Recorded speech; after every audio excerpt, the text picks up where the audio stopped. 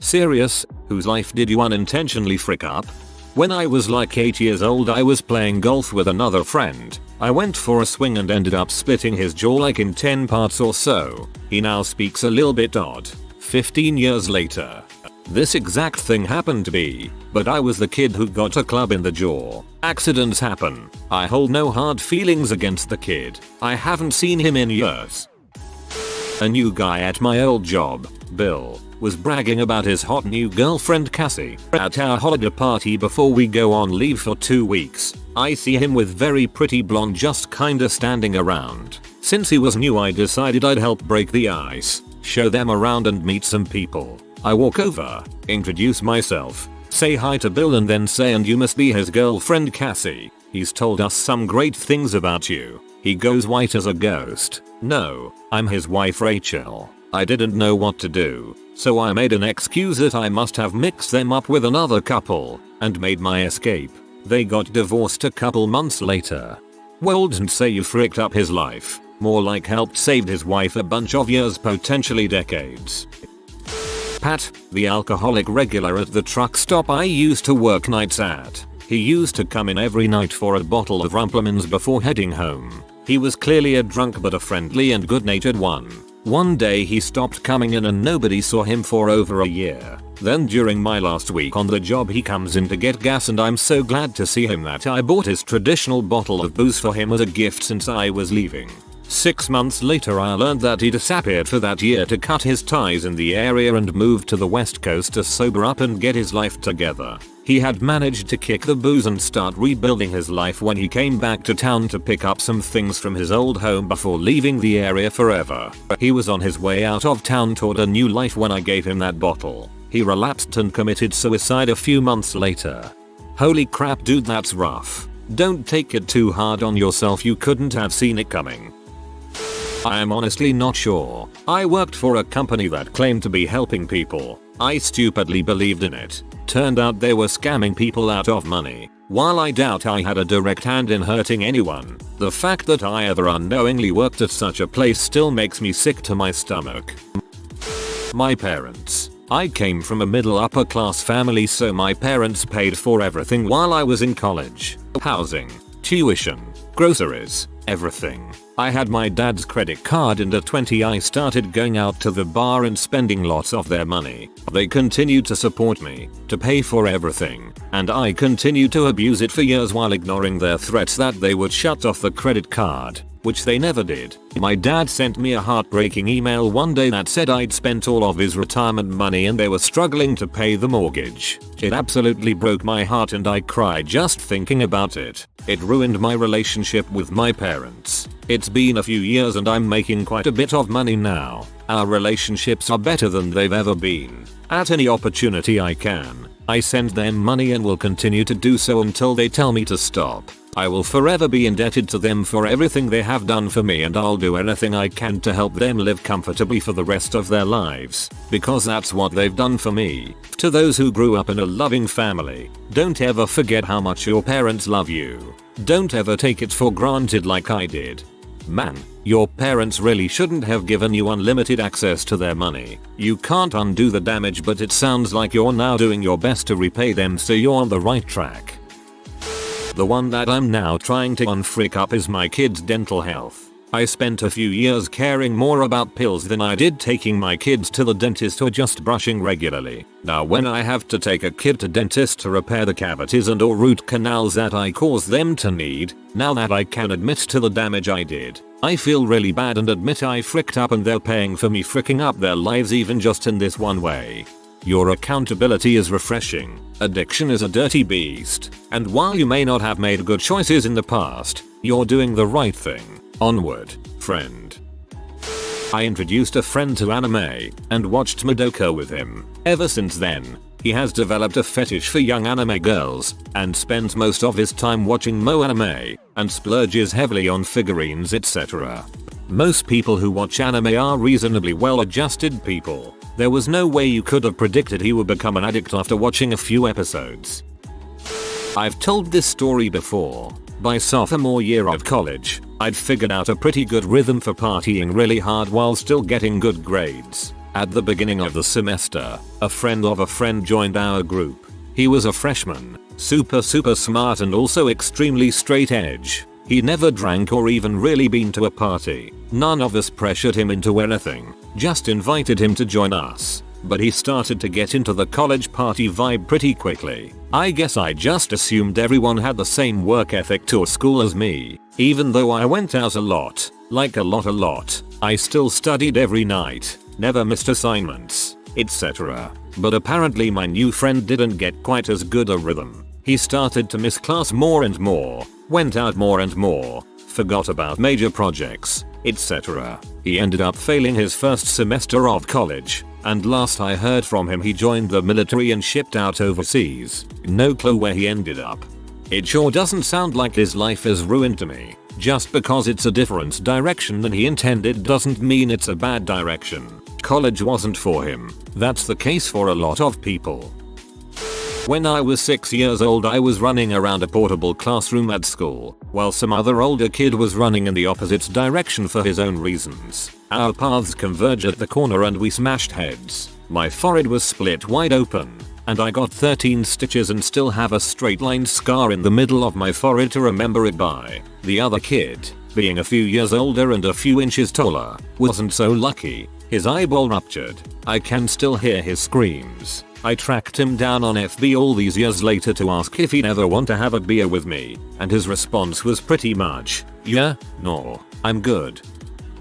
I'm a bit late to this party, but you know that guy Count Dankula who taught his pug to be a Nazi and is now facing hate crime charges? I know I'm probably not really the cause, but I posted his video to our videos because I found it on YouTube with a few thousand views. Then it went sort of viral here on Reddit and ended up with millions of views. The attention it got caused him to be arrested for hate crimes, and now he faces potentially years in prison and difficulty finding a job ever again if found guilty. I know it probably would still have gone viral if I didn't post it here, but I can't help but feel a bit guilty. Hope the poor guy doesn't get charged.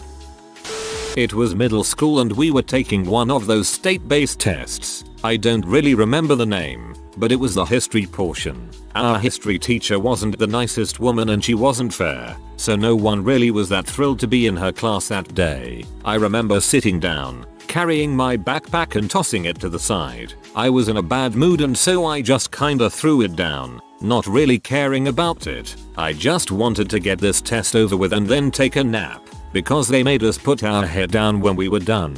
20 minutes into the test and I'm blazing through it. I do love history so I had no problem, despite our mean teacher. She was walking along each aisle, checking each person, making sure nobody was cheating.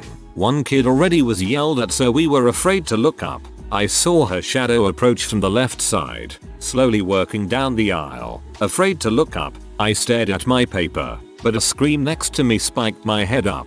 Ugh, she wailed as her elderly body went flying, her body landing on the ground with a big whomp. She tripped on my backpack. I looked down in shock. I can't get up.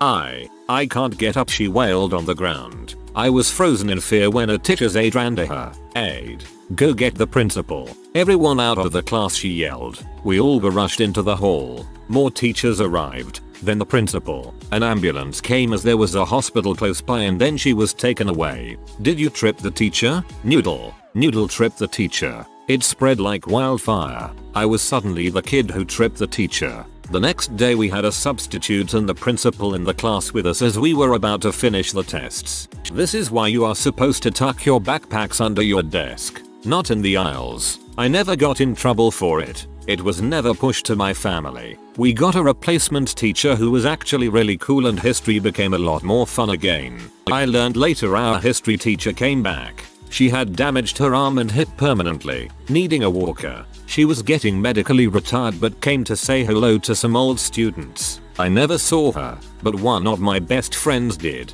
The teacher commented on it's important to forgive, especially those who have wronged you. She had stared directly at my best friend at this time, knowing she and I were close. The history teacher left the school that day, never to be seen again. TLDR. Historical progress goes womp. Update. So a lot of arguments are seeming to pop up, so I wanna say this. This thread was about how I unintentionally fricked up someone's life, not how they fricked themselves up next to me. I left the backpack there and she got hurt. She didn't deserve what happened to her, even as much as I didn't like her. In my mind it's still both funny and horrifying to me, even after almost 2 decades. So don't be that kid. Tuck away your bag.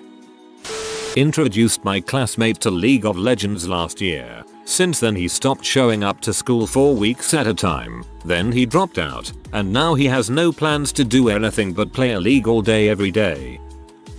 I can't blame myself too much, but this is all pretty recent so I feel a little responsible. My best friend growing up used to have his grandpa take us home every day together. In high school, my best friend growing up dated this girl. They dated for roughly 2-3 weeks and ended it, so it wasn't very serious at all. Over a year later, I somehow ended up getting close to her and asked my friend if it was okay because of their previous relationship. He said it was fine and to go for it. Well, I did, and he didn't take tea too well, but didn't really show it. Me and him had naturally grown apart at this time, but we're still good friends. Just didn't hang out together daily. He was a bigger kid, but after that, he started losing weight like crazy. Then not long after, the remains of his father's body were found when he died in a tragic accident during his childhood 12 years earlier. He also took this really hard, obviously. We grew completely apart and I continued dating this girl through high school until we broke up senior year.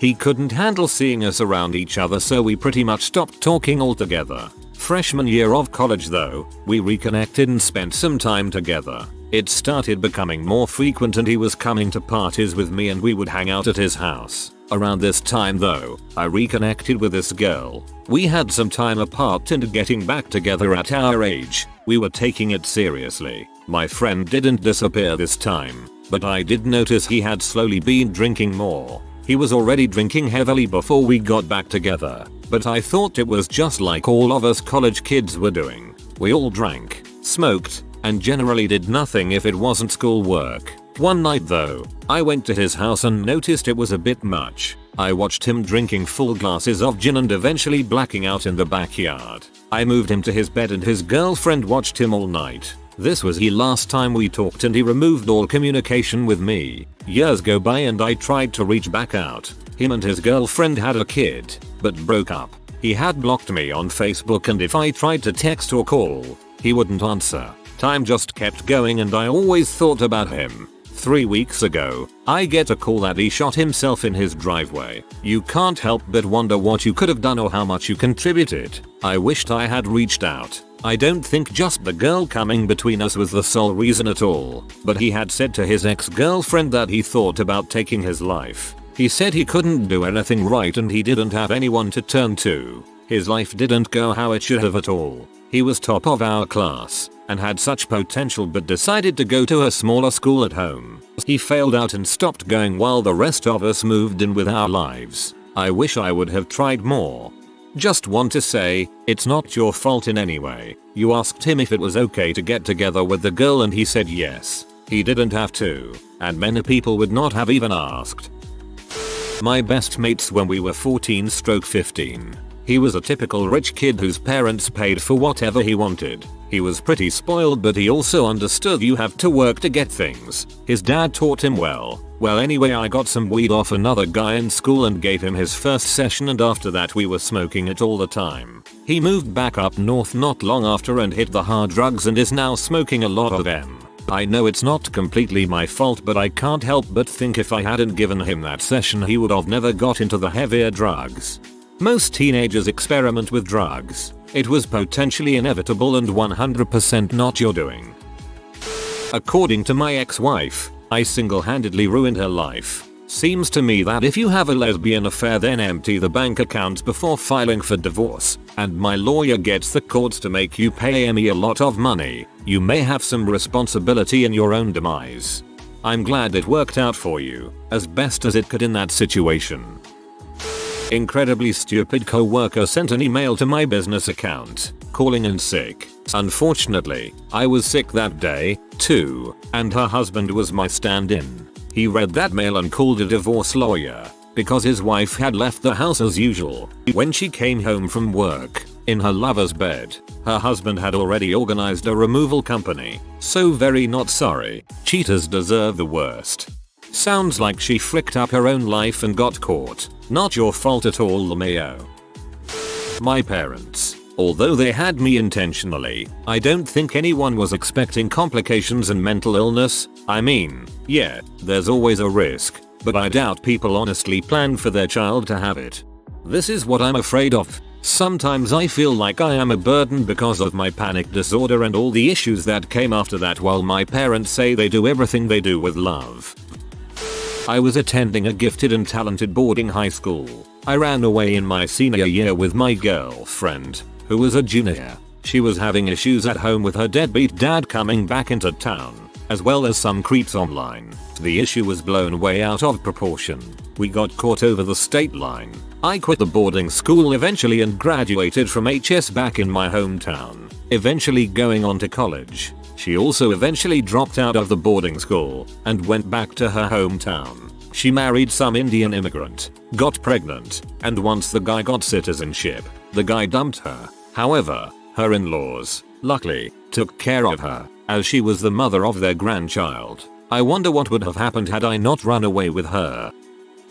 Back in the day, I had an extra beta key for City of Heroes, an MMO, which I gave to a friend. He meets some girl in the game. They hit it off. Problem was, she was extremely needy and slightly crazy. Told him he doesn't need friends since he got her, and besides, we are all bad influence anyway. So they broke any contact and moved to a new city. 15 plus years of friendship gone. If I'd never given him the beta key, he never would have met her, probably.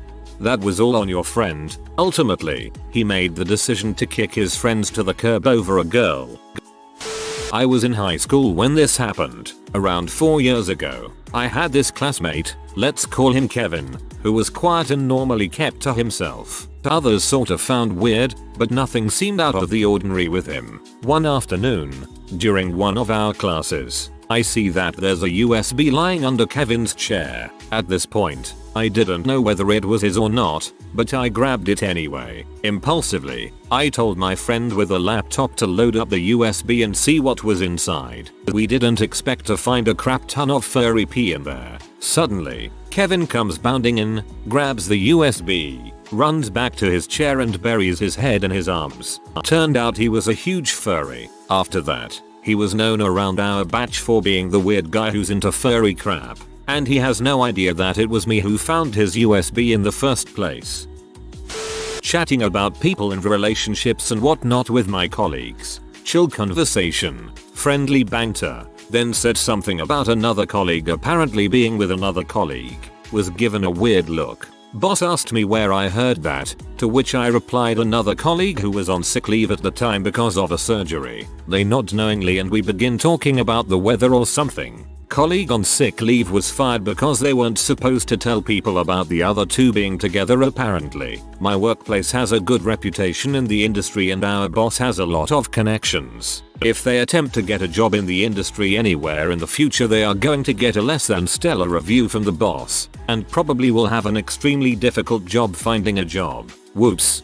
Whoa. Seems like a bit of an overreaction on your boss's part. Still, that's rough.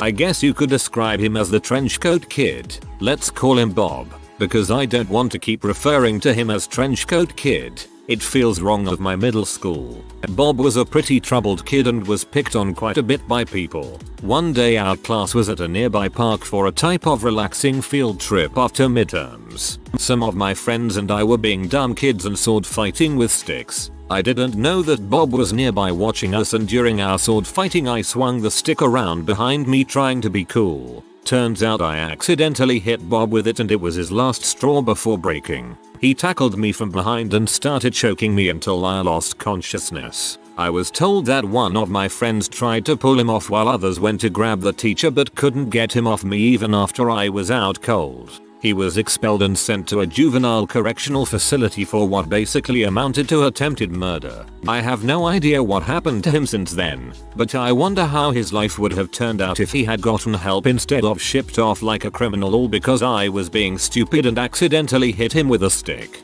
He would have killed you though. He might have been at his breaking point, but it's not a reason to try and murder another kid. You may have unintentionally ruined his life, but your life would have been intentionally ended at that moment too.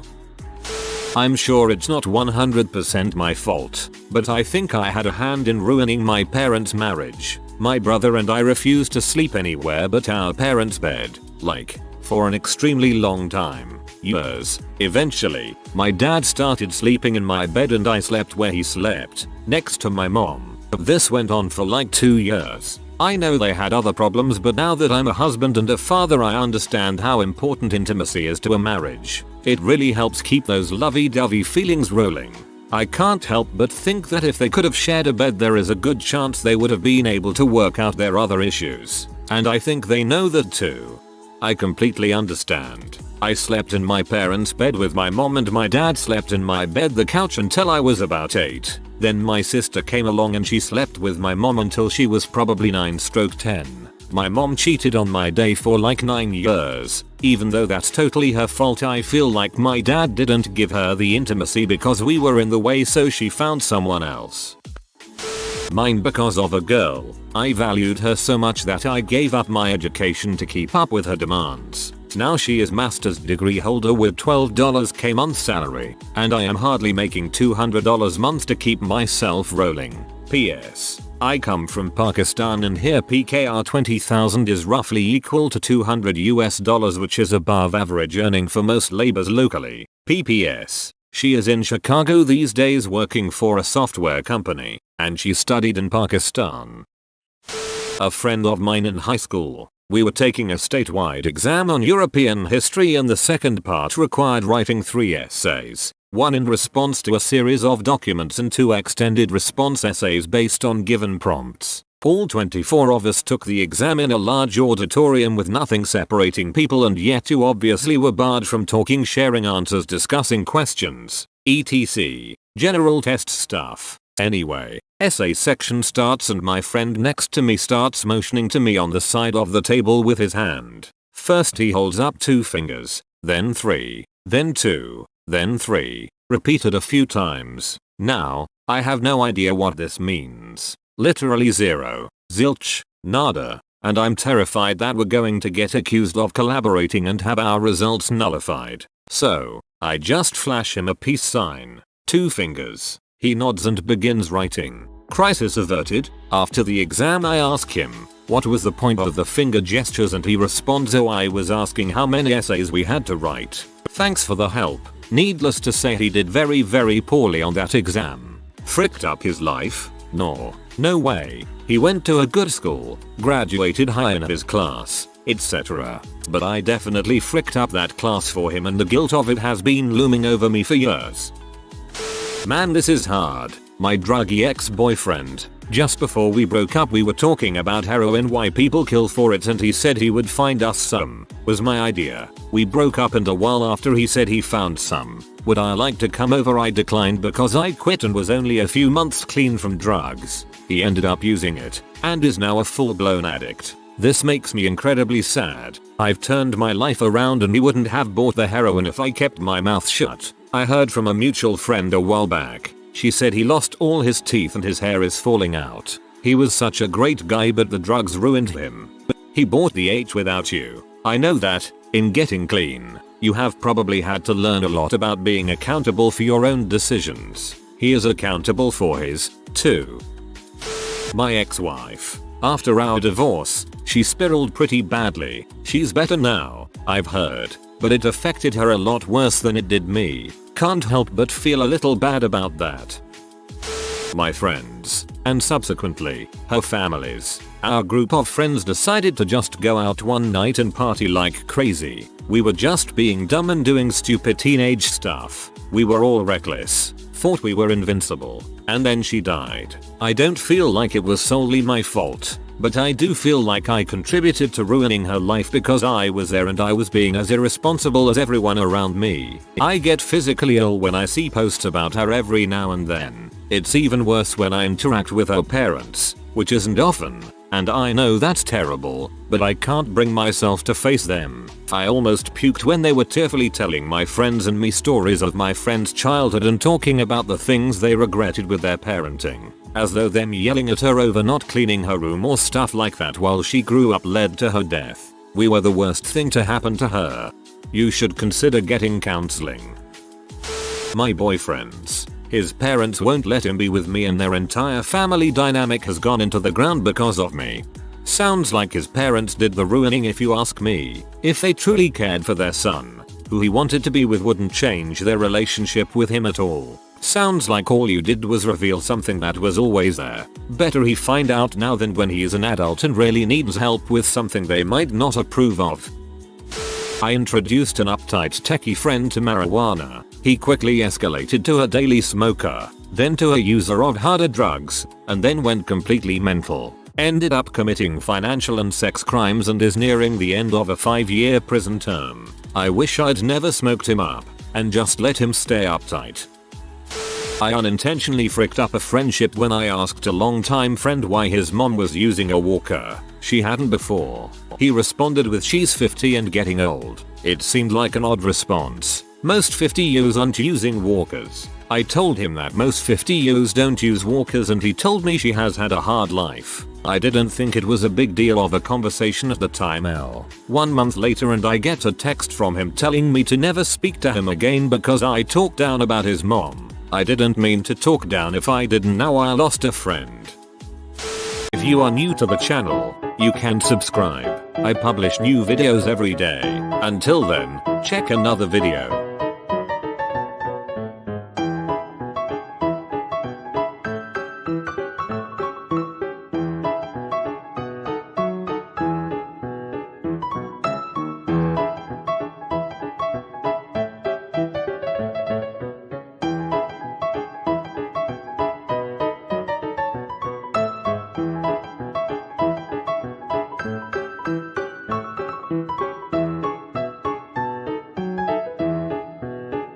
Bye for now.